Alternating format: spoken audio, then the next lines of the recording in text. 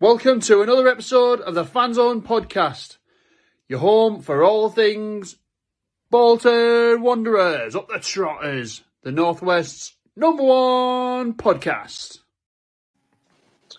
Good evening, ladies and gents. Welcome back to another episode of the Fanzone podcast. We're back with you once again. Whoa. Did you just say good evening? Good morning, Ben. 10 a.m. It's become habit at this point, isn't it? You restart and go again. Press the music. Welcome to another episode of the Fanzone podcast, your home for all things Bolton Wanderers, up the Trotters, the Northwest's #1 podcast.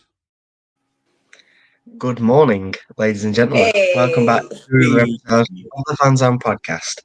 It is a pleasure to have you all with us on Christmas Eve. Thank you all for joining. How are we all doing this evening? Oh, my lord.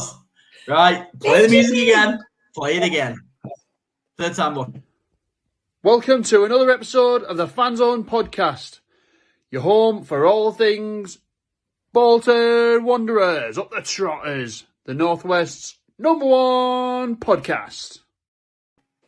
Hello, everybody. Welcome back to another episode of the Fanzone podcast. How are we all doing this morning on Christmas Eve? Thank you all for joining us.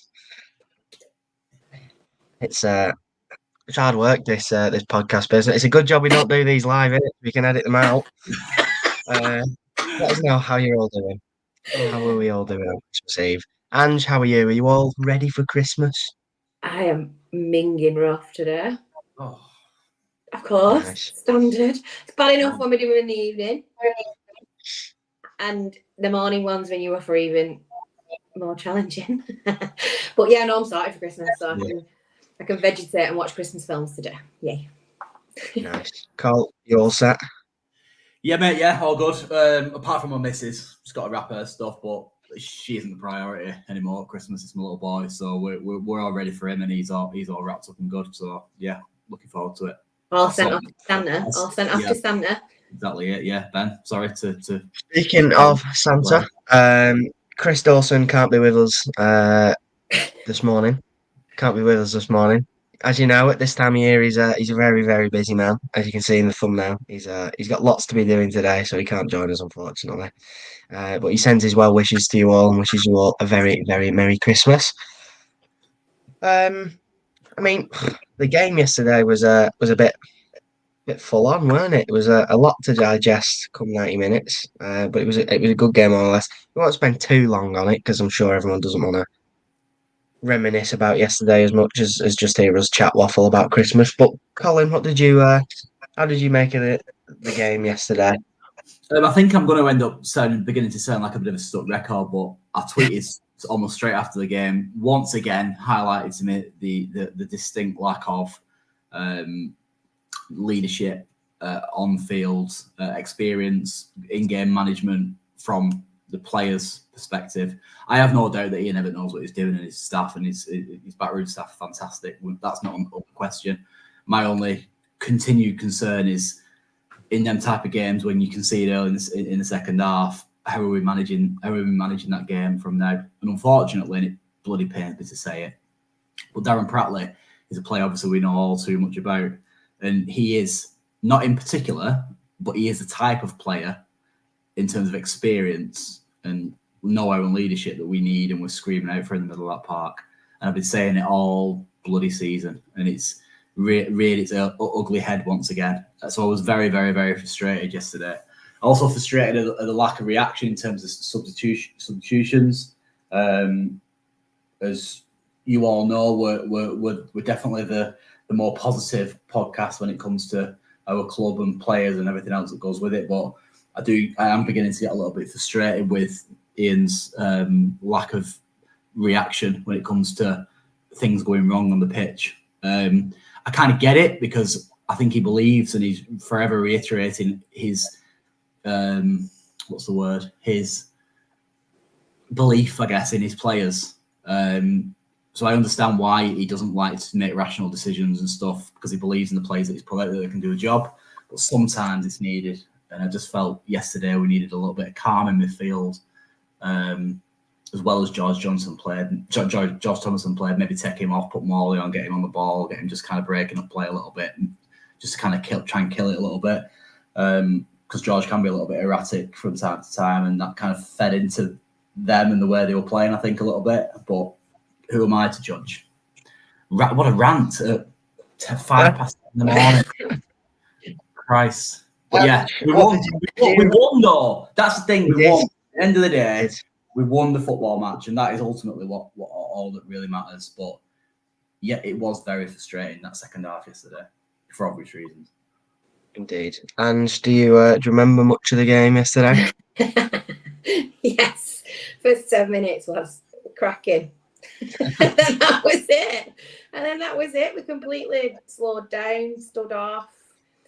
First half in general was okay, but yeah, that second half we didn't. And Ian kind of mentioned in his post-match that we didn't react to what. Yeah, but then you've got to tell him to react. Like, what was the 80th minute, the first sub or something we made? It was just a bit frustrating. But it's a 3-point pod, so I'm going to be a happy clapper. And I don't care how we get them 3 points, as long as we keep getting them.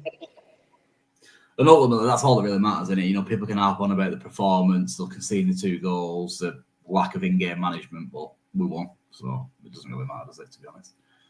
It was early. It was early for a few minutes. we hung on and we. No one's perfect. Right. We're not perfect.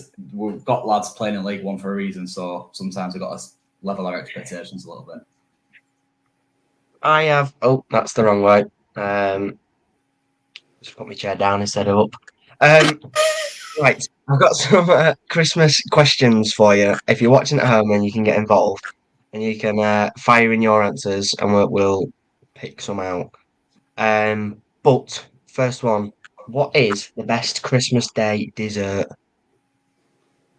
Are you a traditional Christmas pudding sort of fella, Colin, or are we more? You know what? I'm not massively into Christmas pudding.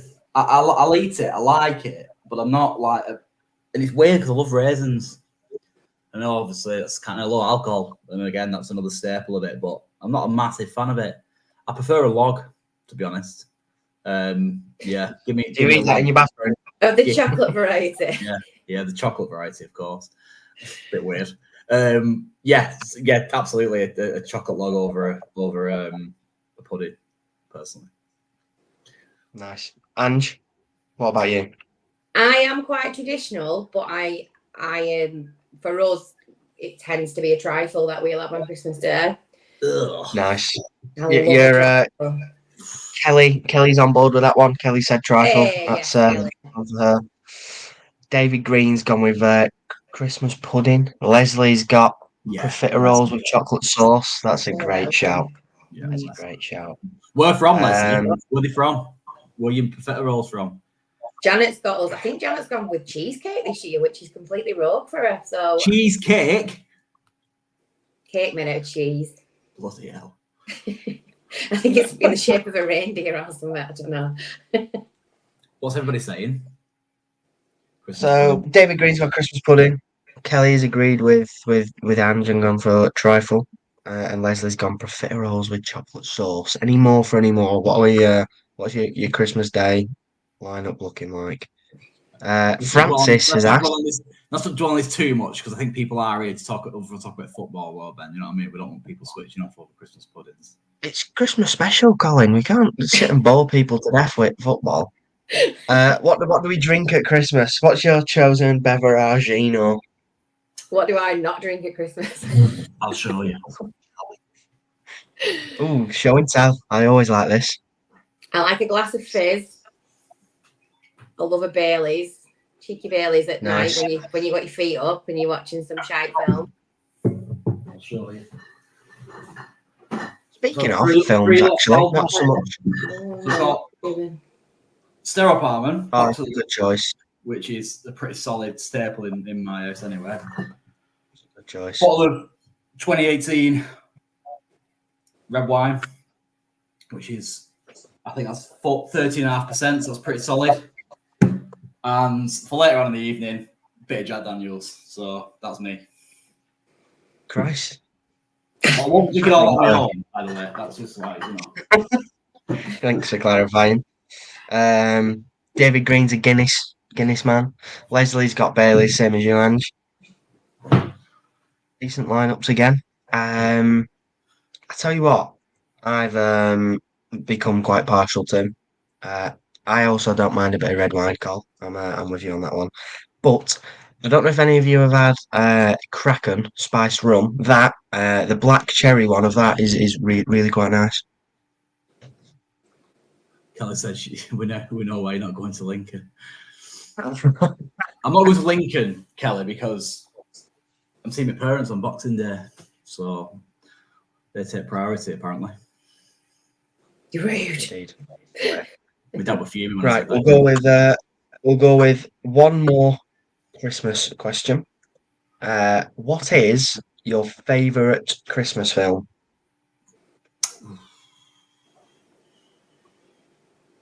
Let us know in the comments. What's your favourite Christmas film? And is Die Hard a Christmas film? Yes, Yeah. it is. Straight away, yeah. Right, good answers. Don't bother putting it in the chat with unanimously deciding on that one. I have several favourite Christmas films. I really struggle to. I have childhood ones that I like really special, like Santa Claus the movie, because that was pretty much the big film when I was little, and that's really nostalgic for me. That film. Francis just agreed with you on that one. Yeah. But then I love Home Alone. Yeah, it's really difficult, isn't it? It's really, really difficult. Question. I'm going to watch loads of them today. I'm going to watch as many as I can today. Lampoon's Christmas Vacation is an absolute staple in our house. That's class. It's a class film. If you've not seen that, then you need to. I think it was on. Did I watch it? It was on the other night, that. Big fan of pretty much, well, all the Grinches actually as well. I love the Grinch. Especially like having that deal in the last couple of years. He likes watching the cartoon versions, which are actually pretty good actually. So I'm all for them. And yeah, obviously Elf is the king in my eyes, with closely followed by Home Alone. They're my choices. I would have to go with, I think, either Home Alone or Miracle on 34th Street. It's a bit of a classic. It's a good one. I think it's on today. The original, I think, is on today. Can Leslie expand on that a little bit? She said, anyone that makes me cry. Why do you want to cry at Christmas? What's that about? It's got me a bit of that. It's their own, Colin. Well, yeah, I guess. Right. Shall we get back on track with some football then? Yeah, let's do it. If we must. Right. So, coming up next, Colin, do you want to remind us who we're playing? Yeah, I'm all for reminding us who we're playing. We're playing Lincoln City away tomorrow, Boxing Day. No, not tomorrow. Tomorrow. Boxing Day, not tomorrow. I keep thinking it's Christmas Day today. I don't know why. That'd be pretty. And if you haven't watched it, me and Colin did a pre-match with Jake from that podcast. Yeah, so that League One podcast, Jake is one of the co-hosts on that show. We did a preview a couple of days ago, yeah. Obviously able to catch up on all the usual places, and it was a good chat. Gives us a bit of an insight into Lincoln and kind of what their season's been like so far. They last played day before yesterday. They lost 3-1 away at Derby. So they've drawn 3 of the last 5 and winning 2 in total. So yeah, managed by Michael Scabula, which is a former Leeds United coach as well, appointed in November. They're averaging generally around 1.33 a game, something like that. They're in thereabouts, so they're not the most in form of teams either, not the best sides. But I think Jake was saying that the majority of their fan base is pretty happy on where they are in terms of the league and kind of their expectations to kind of where to finish around that mid-table place. So yeah, should be a challenging game because they always are on Boxing Day, aren't they? Because obviously, they like to have a decent crowd and all that type of stuff. But the boys and girls that are going down there, make yourself obviously loud and proud. And yeah, let's bring proud. 3 points. Absolutely. To tell you a little bit more about our game on Boxing Day, we've got the resident stat man in house with you, and we'll hand over to Callum for just the most amazing little segments just ever. So get a load of this one. I'm buying. Hello, ladies and gentlemen, the Fanzone podcast. I am, of course, the stat man in my Buddy the Elf t-shirt. However, this episode is not sponsored by Elf. All the Christmas movies are available. I hope you're all having a great Christmas period. No, I am. And I hope you all have a great day tomorrow. But let's be honest, nobody's here for that. And if you are, you're in the wrong place. So get out. We're here for the footy and the footy only. So, Boxing Day. Bolton are playing Lincoln, of course. It's it, 9th in the table. But they have had a good rest since the last game because they played on Thursday. And of course, you lot played on Saturday. Main things to talk about them. They've scored 4 less goals than they've expected to this point in the season. That's only a good thing for you. And they don't like to have a lot of the ball. They tend to sit off a bit and then let the other team play. So that obviously suits Bolton as well. And another very interesting thing, they don't really like to cross the ball. Actually, the lowest crossing stats in the league by quite a bit. They only do 2.6 crosses per game on average. So if I was Everett, I mean I'm not obviously, in case you can't tell, I'd sit, when you've not got the ball, sit narrow, let them go wide because they're not going to put it in the box, and if they do they're probably not going to score. They also don't really press, but again that sort of suits you, so you should be fine. So you can play through them, you'll have a lot of the ball, and you should, if you play your football properly, you will beat them. Their best player, is Ethan Hahen. Apologies, Ethan, I've butchered your name. He's probably the best player this season. He's a well-rounded central midfielder. Not much more to say about him, really. He's just an all-round good player. But something interesting, he was the most fouled player against Derby, which is Lincoln's last game, and he won 8 out of 9 of his ground duels. So, he is a good player, and there's definitely something to look out for. But as for me, I'm signed off, and I have got a pun this week, as per, but this is awful, right? And it's not Lincoln. I've just got a Christmas one. So, what did Adam say to Eve on the 24th of December? It's Christmas Eve. Don't worry, I'll see myself out. Have a good Christmas. See you in a bit.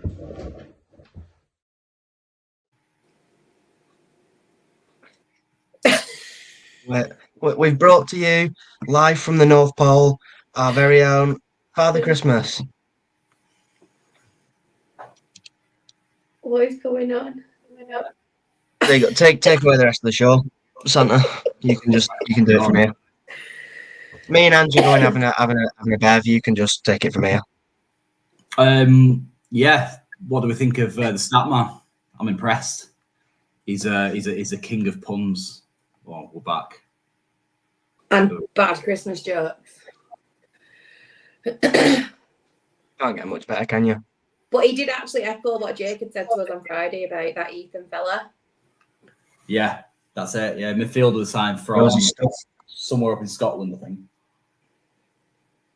St Mirren, was it? If you want to find or hear a little bit more from Callum, or read some more from Callum, he's just done a Bolton Christmas story for us. So some stuff about our Boxing Day games, Christmas player names, all sorts. So if you want to go and have a read of that, I'm going to pop a link in the chat, and you can spare some time this afternoon if you fancy. If you want to read a little bit about Bolton's Christmas history, then you can do exactly that. We'll chat some football for a sec. Yeah, Francis made a point that I think we should delve into a little bit. It says, on a serious note, guys, we will have to play a lot better than we did yesterday to get the result going to be a tough game. I presume away on Boxing Day is referring to. I'm inclined to agree with that, Francis, but certainly from the second half perspective, I thought we just didn't react, did we, to what was going on in front of us. And yeah, I think if we play like we did in the first half, then we'll batter them. I think we can't shy away from the fact that we were fantastic in that first half. yeah, we're just poor in second, and you tend to remember the negatives over the positives, don't you? Which is, I think that's kind of normal from football fans' perspective. Very recency bias in your mind thought process, because obviously yesterday we were walking out kind of like we'd lost, you know what I mean? Mm. But yeah, I agree. We've played the way we did in the second half, we might struggle on Boxing Day. On a note on that second half and the frustration that came from the lack of substitutes to affect the game, do you think Ian Evatt perhaps has his eyes on the fixture list, obviously seeing that we've got 3 games on the 26th, 29th, and then the 1st, in what's quite a congested, run of games? Do you think that's probably playing on him a little bit, and he's thinking, I want to get through it without too many bodies going missing? It's got to be, for me. That's got to be the reason why. Because we needed some subs yesterday, but yeah. It has to be that. But I mean, I think it's a combination of that, but also what I said before about his sheer belief in his team that he puts out, and he obviously believes that what were their abilities and how they can kind of manage that game, because he sees them every day. But yeah, as I said to you before, my little rant, it was, I think it's sort of screaming out. It felt a little bit of nous yesterday in the middle of the park, just to kind of set it a little bit. And I think that's probably the reason why Cameron Jerome came on as well late on, just to kind of like get a bit of experience on the pitch and try and get it to stick and kind of get people kind of singing from that same hymn sheet in the last few minutes. Because he looked at 6s and 7s, didn't he, yesterday? I've seen the word spineless on a few comments on social media. I don't know about that. Just lack of experience, I think it is, in game. Absolutely, and you said it before. Players like Darren Pratley, who you can't ask for anything more in terms of a footballing leader and football brain. He's got what it takes to impact games and spur teams on. I'd love to ask Ian Evatt why we haven't got that experience. When Kieran Lee left last season, and it was obvious that we were lacking then. I think from a seniority point of view, I'd love to know why that wasn't a target in the summer. What was the thought process behind that? I'll ask him at the end of season awards. See what he says. Yeah, it's possibly something we could look at in January. I would assume. I mean, we got Cameron Jerome in, but obviously, you want that experienced leader to be able to, play pretty consistently. And I would imagine that they come at a pretty hefty price tag. I I agree, and I think especially because of the demands that we would have on that player as well, and obviously their abilities to be able to play in our system. Obviously, that would therefore mean that they were probably going to be playing at a higher level, which would obviously cost a lot of money, wouldn't it? So that's probably maybe one of the reasons why. But yeah, it's a bit annoying. It is when you can see that we definitely need it. Gonna chuck back some Christmas questions. Obviously, it is the Christmas special. In case Colin's Santa hat didn't give it away. I like it, by the way. So, I didn't want to react before when I put it on, but do you like it? Is it nice? it's lovely. It's lovely. It suits you. Really brings out the colour of your eyes, mate. Thank you. Tired eyes. Right. Pink Christmas trees, yes or no? Absolutely not. No. Next. Move on. Thank you. Oh, God, thanks. In what world are they? If I have one biggest pet peeve about Christmas, it's people who have stupid coloured Christmas trees. Define stupid coloured though, Ben. Pink. Fair enough. Oh, it's just horrific. When you go to like B&M or something and you see all these pink decorations, it's horrendous. In fact, you're going to B&M's probably the reason why you see pink Christmas trees. Yeah. I've got 2 Christmas trees. I've got one in the living room, one in the back kind of kitchen dining area, and one of them's a very green, traditional green, and like with the red and all that type of malarkey on it. And one's a green one with snow on it, like sprinkled in the snow. That's about as exotic as it's getting, I think. What about you, Ange? What are your Christmas trees looking like? Are you pretty traditional, or do you have? I'll tell you what I'm going to do. I'm at my girlfriend's house, right, and she's got her Christmas tree in the corner. Now, Oh, When I tell you it's horrific, right? it's So I'm just going to go and grab a ball, and you just tell everyone what you have on yours. I'm a green tree girl, and it is decorated in white and silver and blue. lovely. Very smart, I would imagine, Christmas tree, is it? It matches my living room decoration. Very nice. Have you got any Bolton-related items on your Christmas tree? I don't actually, but I might have a ball made. I know, but it wouldn't, like the ones you get from the club shop aren't my taste. You wear a hoodie with a giant Bolton badge in the middle of it. Yeah, Like, I'm very particular about my tree. badge on your Christmas tree, not your style. If it was in silver, then I would have it. Spray paint it then. Someone will do one on it, see, I'm sure. I've got three. You know what I did before they sold them, Maya? Do you know the car air fresheners that you can? Yeah. The Bolton badge. I got one of them and stuck it inside the tree. So it's like quite deep inside the tree. You can see it, but it's kind of like subtle. And it took my missus like a few weeks to see it in the tree. So I got away with that, and it's still there. So He's Right. back. Pet peeves of Christmas. Just look at this.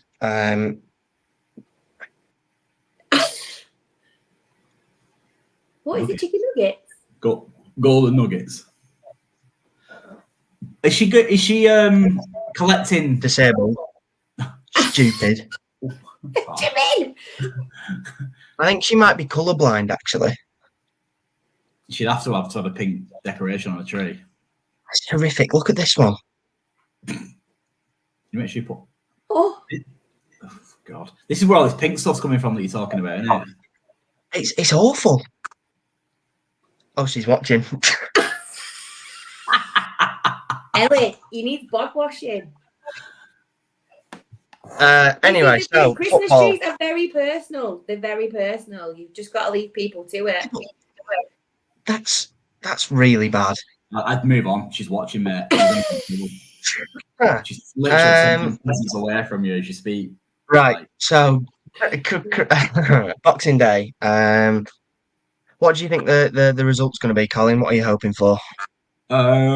Jake was adamant that we were going to beat him, weren't he, Ange? He really was, which makes me very nervous.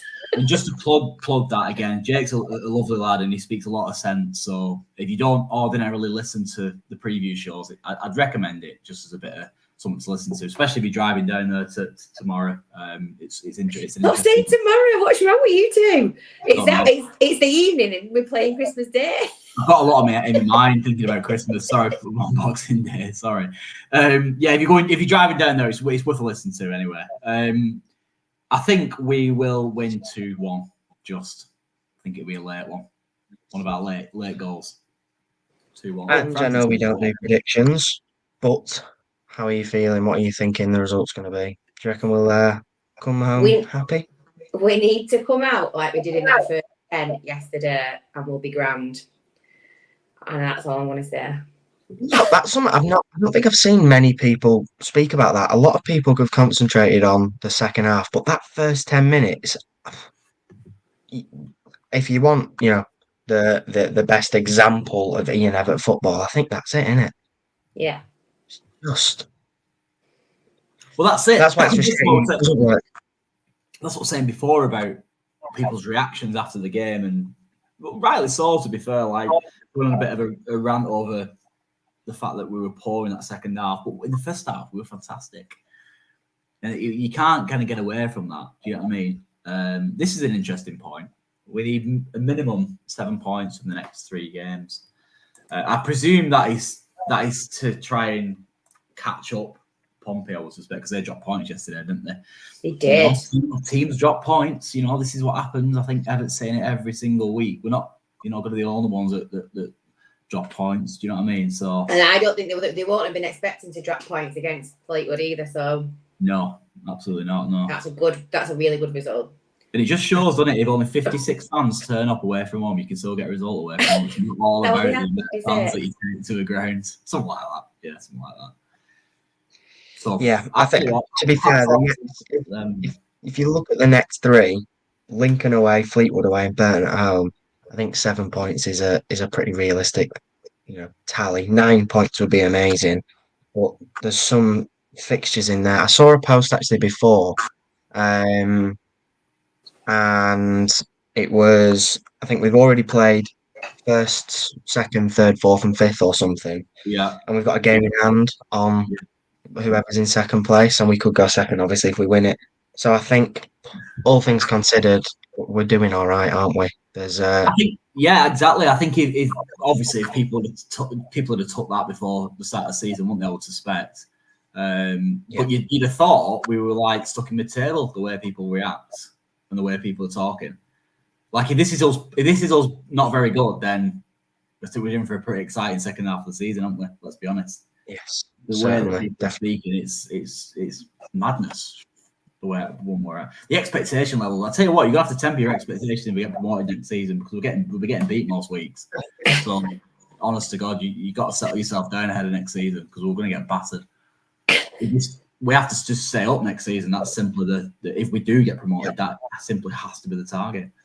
Then all this going on, ludicrous rants talking about players not having backbones and soft underbellies and all that stuff is ridiculous. You're just reacting to what you're seeing, but we've got to look at the bigger picture. We're doing all right. Who said Santa Claus wasn't a jolly old fella? But this is a positive podcast, isn't it? This is the Bolton One Just Positive. I think we should change the name of it then. The Bolton One Just Positive podcast. We'll go for a rebrand.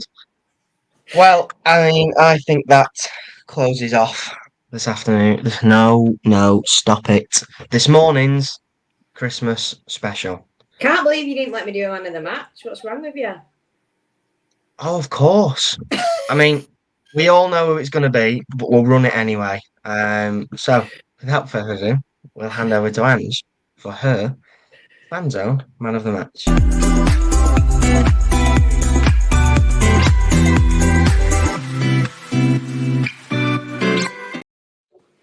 Obviously, it's not purely my man of the match. It's a team effort.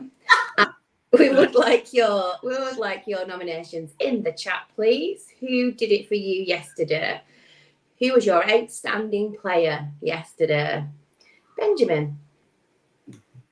Mr. Magnetic Helmet himself, Mr. Will Forrester. He was absolutely fantastic. And I tell you what, for him, what impresses me more than his natural ability that he's clearly got. So we're going to rate Nice Wayne going then. You are. I don't impress me. I thought you were now singing. Christmas special. Sorry, go on. Oh no, we're not that podcast. So I tell you what, for him his natural ability, he's already, he's so impressive.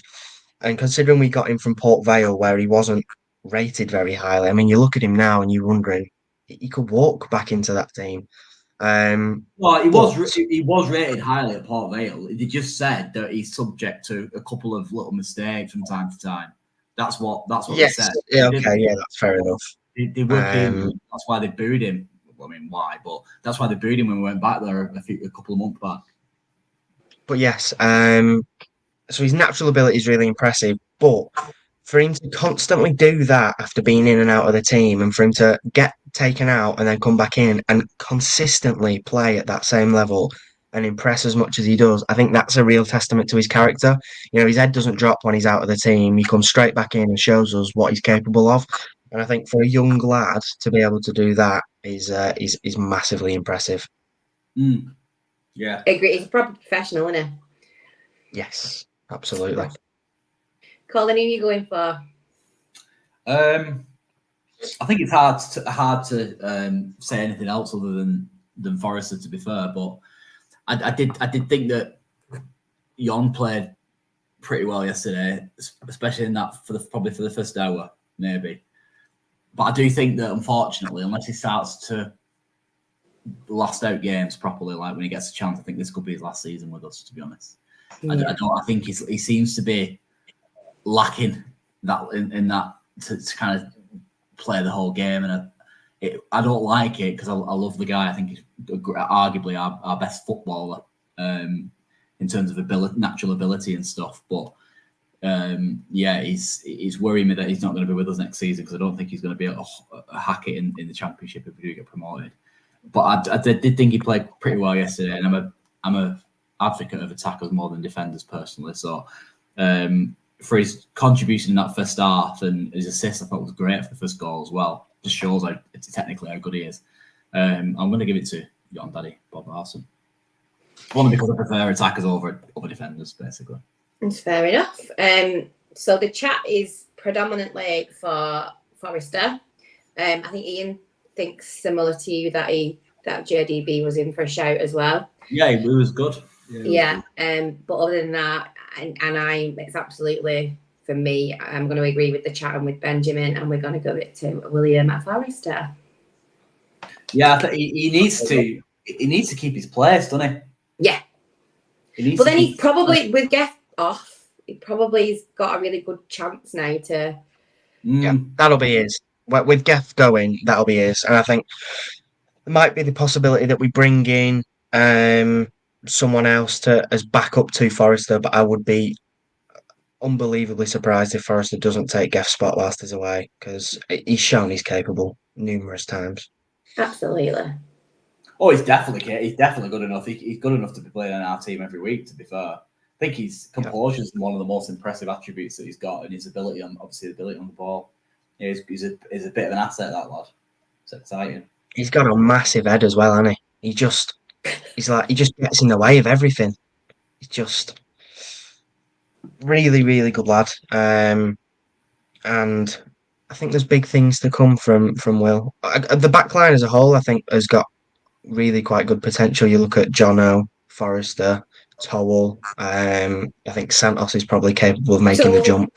Towell as in towel. Towell. Just right, stop it. Thank you all. No. And we're not doing this again. Thank you all very much for joining us on Christmas Eve. For those of you who tuned in, that is some commitment to the cause. We appreciate it. Yeah, thank you so much for joining. Yeah, we wasn't expecting. We were chatting before we went live, and we kind of thought we'd obviously put this out mainly for obviously pre-record purposes, I guess, innit? Like for people to listen back to or whatever on the travels or whatever they're up to. But we didn't expect like 20 people to be joined us on this. So yeah, thank you very much. Goes without saying as well. Have a wonderful Christmas and New Year. Look after yourselves. Look after your family. Relax. Enjoy yourselves. Be sensible. And thanks very much for all your contributions this season. Got all Jerry Springer on us there, Colin. Well, speaking the truth, isn't it? Yeah.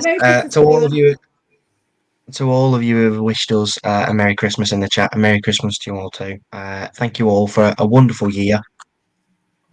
Yeah, it's been great, and we'll catch you in the next one. So until then, have a lovely Christmas. Tra, all the best. Yeah.